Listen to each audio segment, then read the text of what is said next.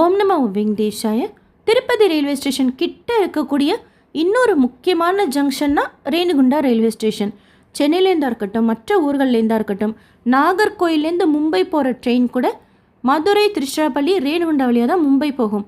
So நிறைய trains Renigunta வழியாக போகிறப்போ நம்மள ரேணிகுண்டா ரயில்வே ஸ்டேஷனை சூஸ் பண்ணிவிட்டு திருச்சானூருக்கோ திருமலாக்கோ போகிறோம். அதனால தான் அப்பப்போ ரேணிகுண்டா ரயில்வே ஸ்டேஷன் பற்றின முக்கியமான இன்ஃபர்மேஷனும் ஷேர் பண்ணிட்டு வரேன். அந்த மாதிரி ரேணிகுண்டா ரயில்வே ஸ்டேஷனில் இப்போ ரீசெண்டாக ஸ்டார்ட் பண்ணியிருக்கிற யூஸ்ஃபுல்லான சர்வீஸ் பற்றின இன்ஃபர்மேஷன் தான் இந்த வீடியோவில் டீட்டெயிலாக பார்க்க போகிறோம்.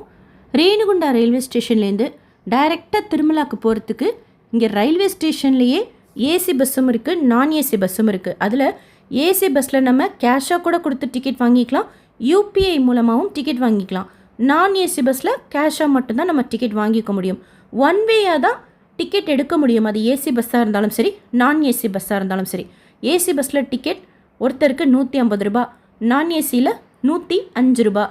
டைரக்ட் பஸ் இருக்குது திருமலாக்கு போகிறதுக்கு. காலையில் 3 மணிக்கு ஃபஸ்ட்டு பஸ் இருக்கும், நைட்டு 11:30 மணியோட லாஸ்ட்டு பஸ்.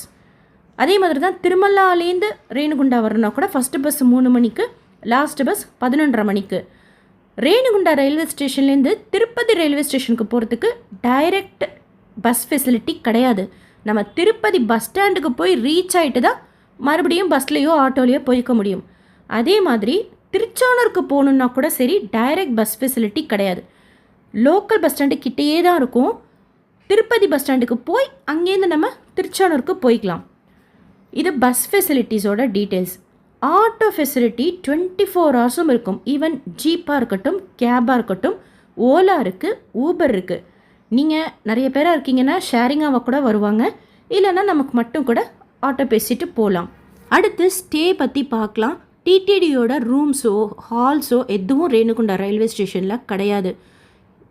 ரயில்வே ஸ்டேஷனில் ஐஆர்சிடிசியோட ரிட்டையரிங் ரூம் இருக்குது, அதை பற்றின இன்ஃபர்மேஷன் ஷேர் பண்ணியிருக்கேன். ப்ரைவேட் ஹோட்டல்ஸ் இருக்குது, அதை நம்ம இங்கேயே கூட என்கொயரி பண்ணிக்கலாம். இப்போ ரீசெண்டாக ஒரு புது சர்வீஸ் ஸ்டார்ட் பண்ணிக்கிறாங்க, அதுதான் இப்போ நீங்கள் பார்க்குறீங்க.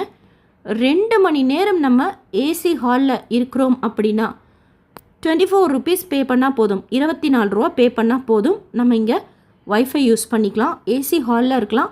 பாத்ரூம்ஸ் எல்லாம் க்ளீனாக இருக்குது.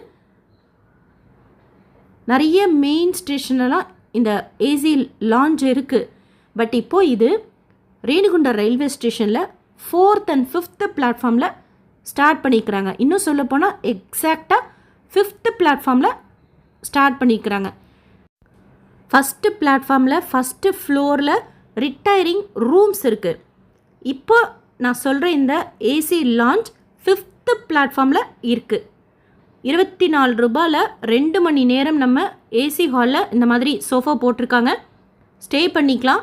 கன்வீனியண்ட்டாக இருக்குது, வைஃபை ஃபெசிலிட்டி கொடுக்குறாங்க. பாத்ரூம்ஸ் ஜென்ரலாகவே ரேணிகுண்டா ரயில்வே ஸ்டேஷனில் எஸ்பெஷலி இந்த 5th பிளாட்ஃபார்மில் பாத்ரூம்ஸ் க்ளீன் பண்ணிக்கிட்டே இருப்பாங்க. நம்ம பப்ளிக்காக இருந்தால் கூட டாய்லெட் யூஸ் பண்ணலாம், ஏன்னா அந்தளவுக்கு அவங்க ரொம்ப ஃப்ரீக்வெண்ட்டாக க்ளீன் பண்ணிக்கிட்டே இருப்பாங்க. பட் இங்கே வெயிட்டிங் ஹாலில் கூட அதே மாதிரி மெயின்டைன் பண்ணுறாங்க. ஸோ நம்ம இங்கே இப்போது நாகர்கோயிலேருந்து வர ட்ரெயின் ரேணிகுண்டாவில் அன்டைமுக்கு ரீச் ஆகும். 1 மணிக்கோ 1:30 மணிக்கோ ரீச் ஆகுது. ஸோ 1 ஹவர் நீங்கள் வெயிட் பண்ணணும், 2 ஹவர்ஸ் வெயிட் பண்ணணும். அப்படின்னா இதுக்கு முன்னாடி ஒன்று இந்த ஹாலில் அப்படியே சும்மா உட்காந்துருக்கணும், நான் ஏசி ஹாலில், இல்லைன்னா ரிட்டையரிங் ரூம் எடுத்துக்கணும். அந்த மாதிரி இல்லாமல் இப்போ இந்த ஃபெசிலிட்டி ரொம்ப ஈஸியாக இருக்கிறனால தான் ஷேர் பண்ணுறேன், யூஸ் பண்ணிக்கோங்க. 5th பிளாட்ஃபார்மில் தான் இருக்குது. 24 ரூபா கொடுத்து நம்ம 2 மணி நேரம் தங்கிக்கலாம். 24 மணி நேரமும் இது ஓப்பனில் இருக்கும். உள்ள ஸ்டாஃப் இருப்பாங்க. நீங்கள் தனியாக கூட போனீங்கன்னா கூட சேஃப் தான். ஸோ ஸ்டாஃப் இருப்பாங்க. இந்த ஃபெசிலிட்டி 24 ஹவர்ஸும் இருக்குது. மோஸ்ட்லி நமக்கு தேவைப்படுறது மிட் நைட்டில் தான். மற்ற நேரம்னா நம்ம அடுத்தடுத்து பஸ்ஸை பிடிச்சி கிளம்பிடுவோம் இந்த இடத்த விட்டு. ஸோ நைட் ரீச் ஆகிங்கன்னா இந்த ஃபெசிலிட்டி நீங்கள் யூஸ் பண்ணிக்கலாம். இப்போ ரீசெண்டாக ஸ்டார்ட் பண்ணியிருக்கிறாங்க.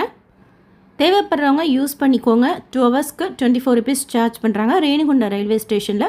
ஸோ ரூம்ஸ் எதுவும் எடுக்காமல் அந்த அன்டைமில் ரீச் ஆகிறவங்களுக்கு இந்த இன்ஃபர்மேஷன் ஷியோராக யூஸ்ஃபுல்லாக இருக்கும்னு நினைக்கிறேன். எஸ்எஸ்பி லைஃப் ஸ்டைல் யூடியூப் சேனலை ஃபஸ்ட் டைம் பார்க்குறீங்கன்னா சப்ஸ்கிரைப் பண்ணி வச்சுக்கோங்க. பக்கத்துலேயே பெல் ஐக்கான் இருக்கும், அதுவும் கிளிக் பண்ணி வச்சுக்கோங்க. நீங்கள் எஸ்எஸ்டி டோக்கன் வாங்கணும் ரேணிகுண்டா ரயில்வே ஸ்டேஷனுக்கு ரீச் ஆகிட்டு அப்படின்னா நியரஸ்ட் பிளேஸ்னால் ஸ்ரீனிவாசம் காம்ப்ளெக்ஸ் தான். 20 ரூபா ஷேர் ஆட்டோ இருக்குது. திருப்பதி பஸ் ஸ்டாண்டில் நம்மளை இறக்கி விடுவாங்க. அங்கேருந்து நடந்து போகக்கூடிய தூரம் தான் ஸ்ரீனிவாசம் காம்ப்ளெக்ஸ்.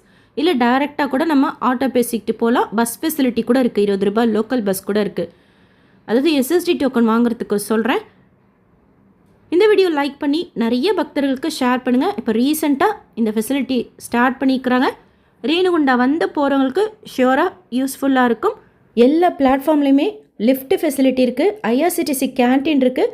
ஸ்விக்கியிலலாம் ஆர்டர் பண்ணுறீங்கன்னா இங்கே நம்ம கம்பார்ட்மெண்ட்டுக்கு டெலிவரி கொடுக்குறாங்க. ஸோ நிறைய ஃபெசிலிட்டி ரேணுகுண்டா ரயில்வே ஸ்டேஷனில் இருக்குது. இப்போது இதுவும் ஸ்டார்ட் பண்ணியிருக்கிறாங்க. தேங்க்யூ.